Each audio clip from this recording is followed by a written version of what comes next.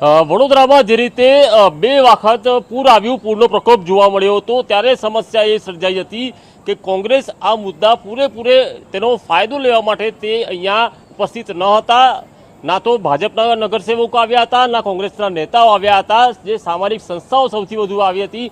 હા, ઘણા ગળ્યા ગાંઠિયા કોંગ્રેસના એવા કાર્યકરો જે સ્થાનિક રહેતા હોય તેમણે નાની મોટી હેલ્પ કરી હશે, પરંતુ ઘણા એવા મુદ્દાઓ હતા કે કોંગ્રેસ તેનો ફાયદો ઉઠાવવાનું ભૂલી ગઈ હતી।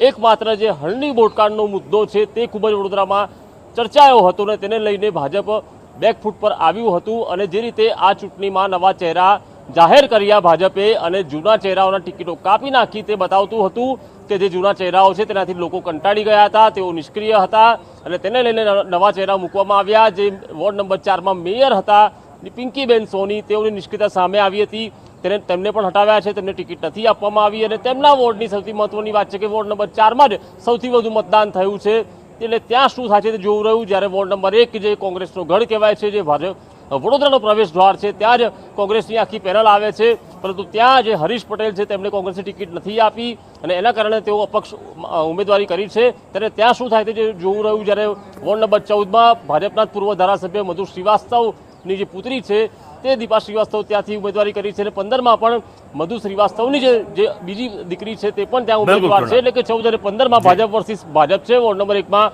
કોંગ્રેસ વર્સિસ કોંગ્રેસ છે।